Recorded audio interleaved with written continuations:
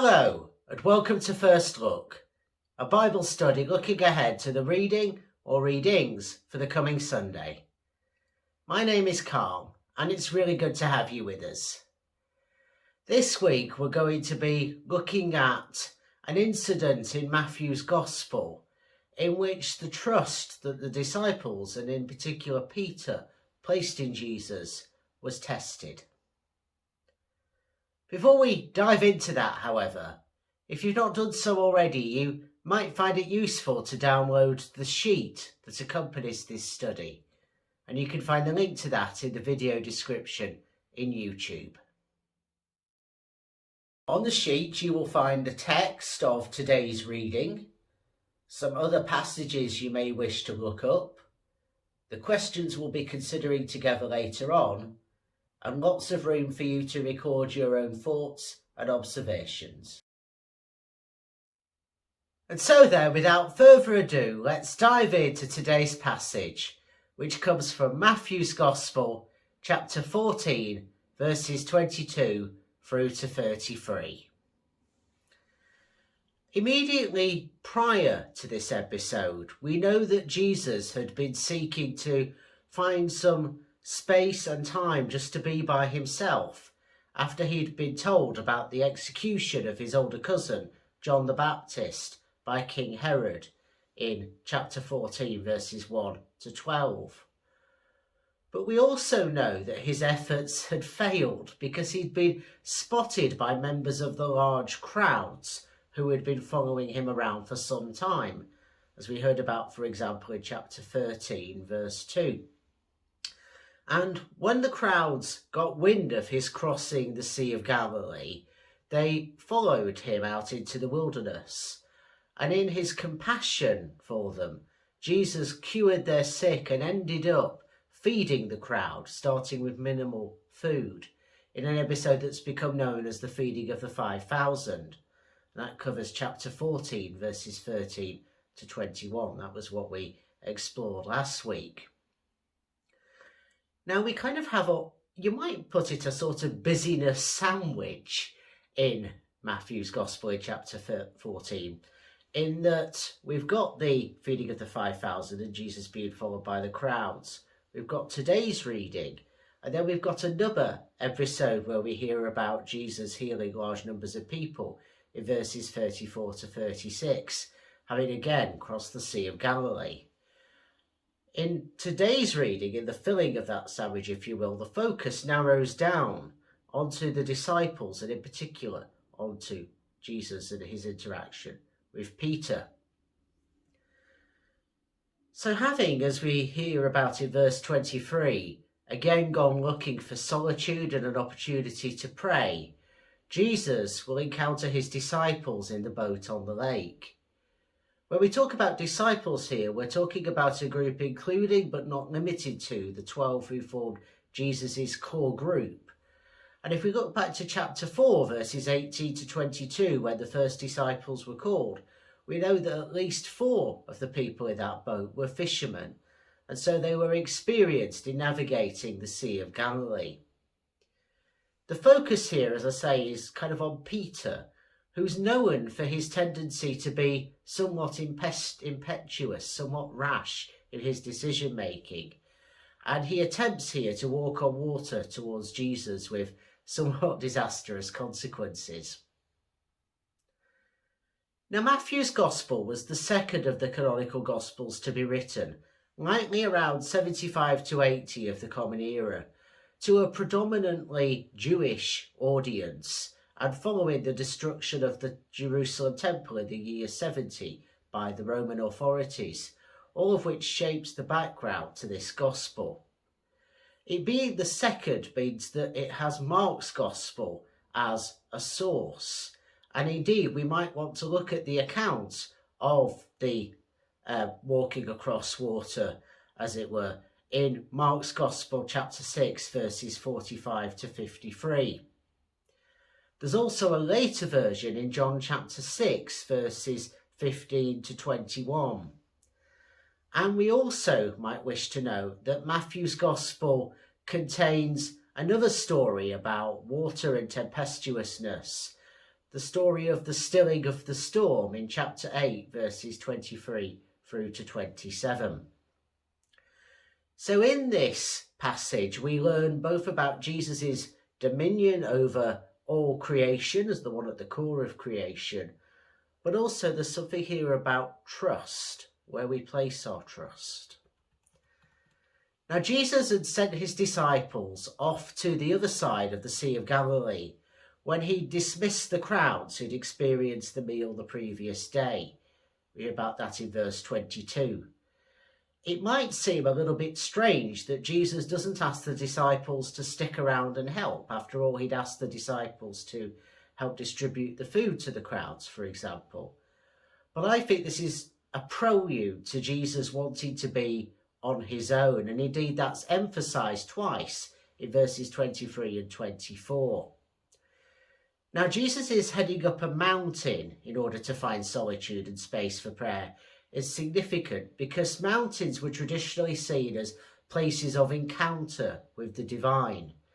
So, for example, in chapters 5 through to 7, Jesus goes up a mountain in order to deliver his most famous sermon.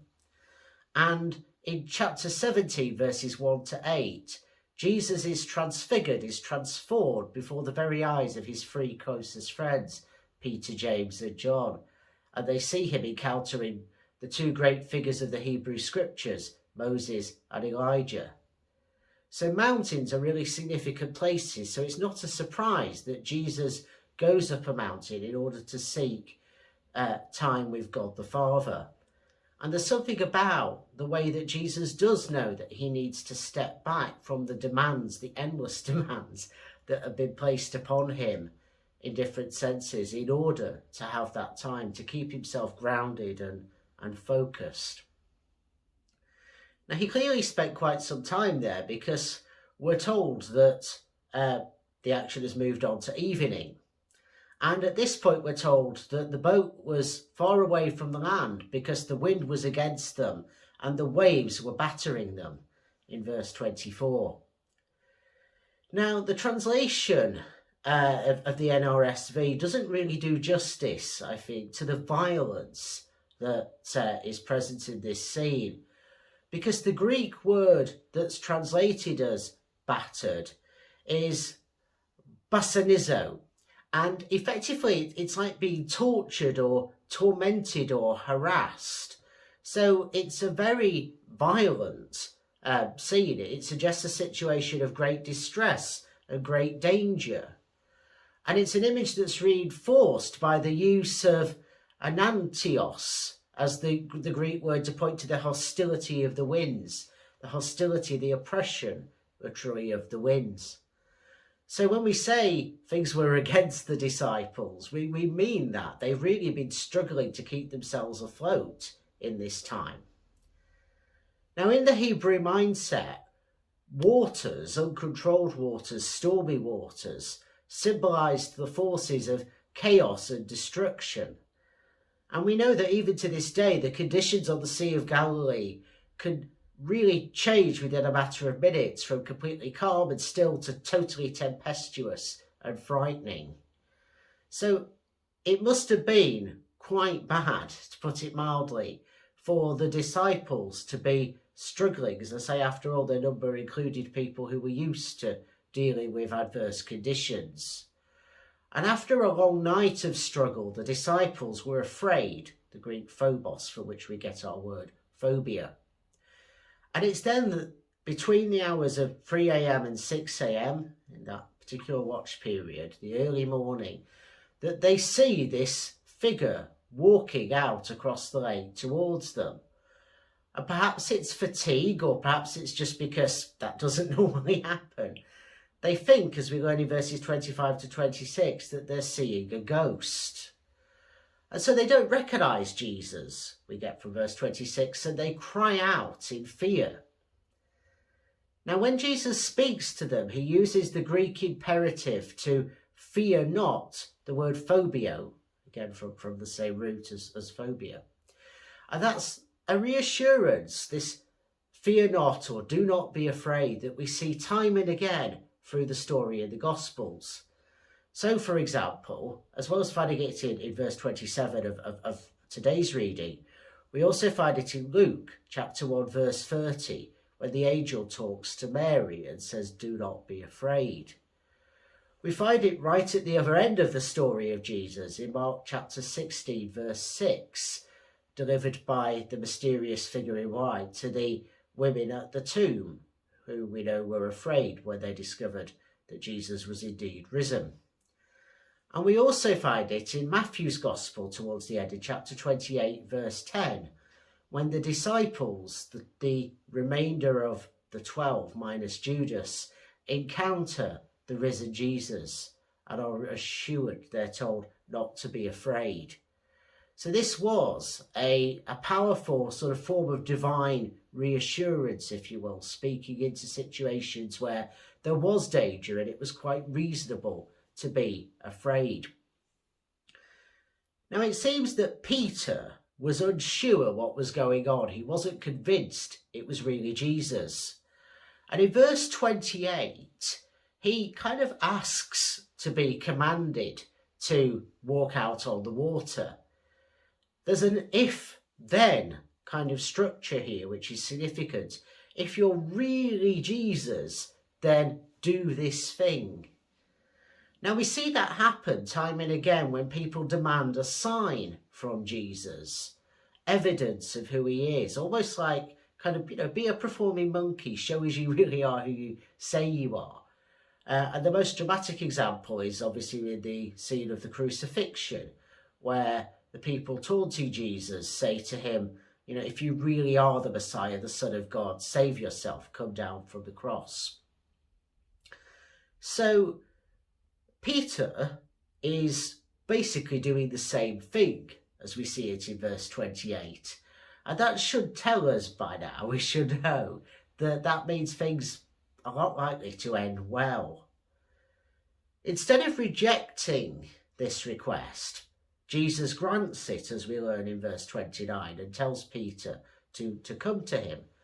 And Peter begins to do that. But the danger, the wind and the waves, the battering, tormenting waves and the harassing and really oppressive winds had not magically gone away. And when Peter wakes up to the situation around him, as we learn in verse 30, he cries out for rescue, not unreasonably, I guess, in that situation. And the wording that's used in verse 30 is very similar to what we find in chapter 8, verse 25, in the account of the stilling of the storm, when the disciples have woken up Jesus and basically say, "Don't you care that we're drowning?" Now, when Peter is rescued, as we hear about in verse 31, he is rebuked. And that rebuke may come across to us as quite troubling. Why do you have so little faith? Why are you doubting? If we read it, and I've heard this interpretation put forward in many a sermon, as Peter was doing really well until he started looking around, stopped focusing on Jesus, and panicked. And that was when he showed he didn't have enough faith. That's when doubt crept in. So we need to keep ourselves focused on Jesus and not allow doubts to overwhelm us and to make us sink. Now, aside from, I think, that rather problematic understanding of what we mean by faith and doubt, I think it actually misses the point. You see, I don't think it's because Peter notices the conditions around him and panics that he is guilty of not having sufficient faith, perhaps. I think it goes back to his if-then question. If you're really Jesus, then do this thing.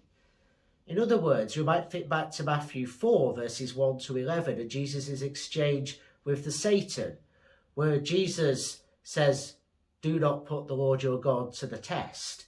When the Satan says, "Throw yourself off the temple top and the angels will catch you and everyone will see how amazing you are and your fame will spread." I think something similar is going on here. Peter is effectively trying to put Jesus to the test. And so I think it's the lack of trust that's being highlighted when Jesus talks about little faith and having doubts here. I don't think it's saying that it's wrong to have doubts. I don't think it's saying that Peter should have ignored the danger around him. I think it's saying that fundamentally he was putting Jesus to the test in a way that suggested a lack of trust, fundamentally. I think that's why he was rebuked here. Now, the calming of the waters that we see in verse 32, once Jesus and Peter have got into the boat, points us to Jesus' sovereignty over creation. Again, reminding us of the stilling of the storm in chapter 8, but also looking to texts like Colossians chapter 1, verses 15 to 20, where we learn that everything in creation was made through and for Jesus.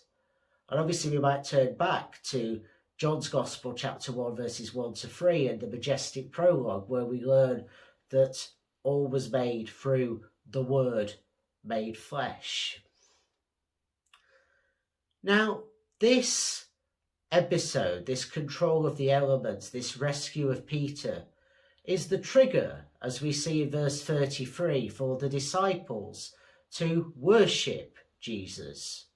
And they refer to him as Son of God, which is a fascinating title because it was also a title that was claimed by Roman emperors. They saw themselves as divine. So effectively, we have the disciples here recognizing that Jesus is the Son of God, Jesus is Lord. Those other worldly powers, Caesar and so forth, those forces of chaos characterized by the oppressive, battering waves and winds, are not ultimately in charge. They do not get the last word. Now, this worshipping Jesus that we find here, this is one of only two instances where the disciples are described as doing that in the whole of Matthew's Gospel. For the other, we have to jump right to the end, to chapter 28, verse 17, where we find the disciples worshipping the risen Jesus. And again, in that instance, as we've already noted, they've been told not to be afraid. So this is a story that has quite a bit of deeper layers of meaning if we dig down a little bit. And I think it encourages us to get beyond the trying to wrestle with, could someone literally walk on water? How do we explain this away? All of that kind of stuff I think is futile. Rather, the symbolic dimensions of this passage are really interesting. And I think it shows us that even when we fail to trust God in the midst of all the storms and dangers and struggles of life, where we might really genuinely feel we have good reason to struggle to trust, Jesus is nonetheless still present with us. And when we cry out, Jesus is still there, and we'll get into the same boat. So there's a lot to think about as we now turn to the questions for this week.